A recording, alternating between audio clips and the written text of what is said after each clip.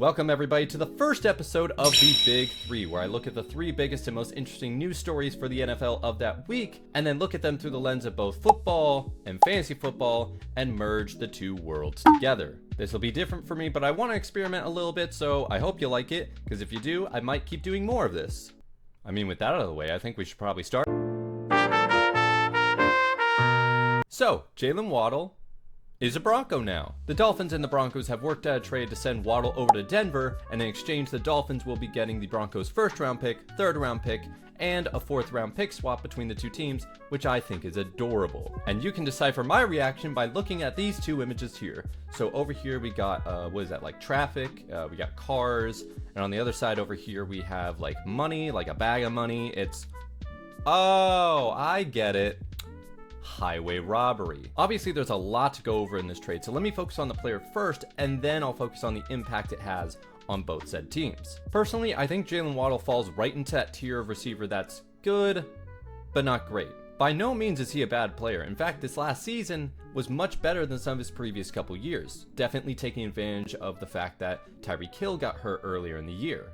However, he still didn't even reach 1,000 yards this season, even though he played probably his healthiest season he's had in a while. Not to even mention the compensation. I mean, a first and a third round pick? The Bills got DJ Moore for a second. The Pittsburgh Steelers got Michael Pittman for a sixth rounder.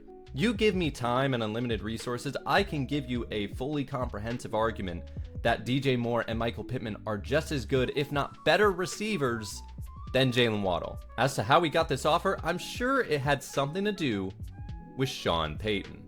This also isn't the first time the Broncos tried to get Jaylen Waddle. They tried to trade for him last year, right before the trade deadline, but at that time, a first-round pick was just too high of an asking price for a player to play the second half of a season. Well, now that we're in the offseason, they're more than happy to dish out a first-round pick and add a third-rounder because Sean Payton is just a great guy. Gosh, isn't he just such a great guy? If there's one thing you gotta know about Sean Payton, he's just a great guy. Look, whatever Sean Payton wants, that's what he's gonna get. That's how he's always ran his teams before. And I think he looks at Jaylen Waddle and he doesn't see necessarily a wide receiver one, but he sees a missing piece in an incomplete puzzle, because that's what their offense felt like last year. Like it was just missing a piece to keep it from stepping up its game. Maybe Jaylen Waddle is exactly what they need for their offense. A guy that they can slot in, fully fill out this wide receiver core, make the offense more flexible, give Bo Nix more options to throw to, more creativity of how you can get certain guys open by using other guys as decoys. Now, as for fantasy, does this change anything with the Broncos? Does this truly affect anybody differently? Not really. Like, Bo Nix maybe is elevated slightly, like maybe you hope he's a bit more consistent like he was near the end of his rookie season than last year, where he was still like, he was frustratingly good to where you watch him and it's like, you're not playing that well, but you always do just enough to where I can't bench you, and it's so frustrating. But you have to do that. It might affect some of the other receivers. I think Courtland Sutton's going to take a bit of a fall. Troy Franklin's stock is probably going to plummet. And Pat Bryant is probably going to be shackled at the bottom of your dynasty bench for all eternity. I don't think it even changes Jaylen Waddle that much. He was wide receiver 24 last year. This year, I think you would still expect him around that range, wide receiver 20 to 25. Overall, if it makes the offense better, that's all that really matters, but you had to give up quite a lot to do it. As for the Dolphins, boys, get your hard hats on, because you're going into rebuilding mode. I mean, I get it. You got an offer that you couldn't refuse, but you combine this with the Devon Achane trade rumors that are also floating around. What's your offense gonna be? Hey, but no need to fret, Dolphins fans, because you're in good hands with the likes of Tutu Atwell and Malik Washington holding down the ship for you. It's so obvious they're going to get somebody in the draft, whether it's Carnell Tate, Mekhi Lemon, or Jordan Tyson. Whoever falls to them at number 13, they're probably going to take. You're in the middle of a $99 million cap hit from Tua. Why did you sign another QB for another $45 million guaranteed? Rest in peace, Malik Willis. They'll put it on his tombstone over before it even began. You got all the draft picks. And for what? So to all of the Dolphins out there, I just have one statement. Good luck. Have fun, and don't die. It's a good movie. It's actually a pretty good movie. More free agent news. I've already covered a lot of the free agent news that's happened in the last week in a previous video. You should probably check that out when this is over. It's a tier list. You people like tier lists, right? Dallas Goedert has re-signed with the Philadelphia Eagles. The born and raised Cowboy fan turned into an Eagles pro has signed a 1-year deal to stay with the team, and I think this is a good move for both parties involved. It was the best season that Dallas Goedert ever had, and it probably had something to do with the touchdowns he had, because in previous seasons, he would get somewhere between 2 to 5 touchdowns. Last season, he had 11. Now, fantasy-wise, he was the tight end 7 last year. Is he going to be able to replicate that?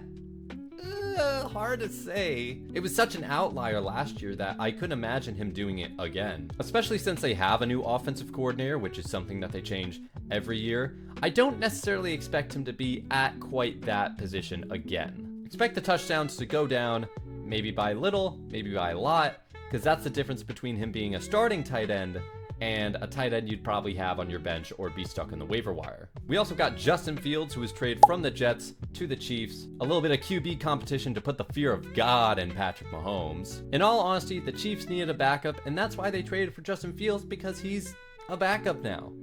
That's just how the game works. I mean, maybe he could play a game or two if Patrick Mahomes isn't ready to start the year, but let's not pretend they're not going to put some freaking horse tranquilizer in his ACL and just be like, all right, you're all good to go. Go get him, champ. Justin Fields? Huh. More like Justin Ben.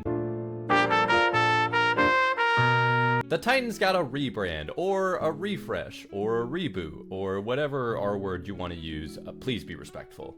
They got a new logo, new uniforms, all in the classic baby blue stylings of the Houston Oilers colors. Now, I can guarantee that this new rebrand came from the positive feedback from them bringing back the Houston Oilers retro jerseys, which all the fans looked at and they're like, these are pretty good. And they're like, yeah, it is pretty good, isn't it? I think the logo itself actually does look better than the original. It's one of the few times where a simpler design actually works better for them. This logo is a lot easier to put on a helmet and looks a lot better than the Tennessee Titans, where I'm surprised they never just had flames coming off the sides of the helmet. It felt like that was an open goal.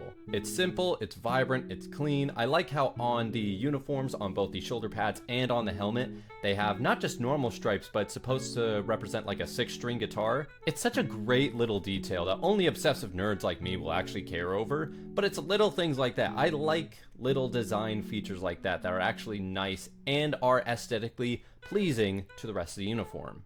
Now, I'm not just talking about the team's rebrand. I'm actually using this as a way to show what they're probably going to do in the draft, which is draft Jeremiah Love. And I think there's actually a great chain reaction of events that actually led to that scenario. Starting with the fact that it seemed like originally Jeremiah Love was going to be selected between picks 7 through 9. Why? Because the 3 teams in that area were the Commanders, the Saints, and the Chiefs.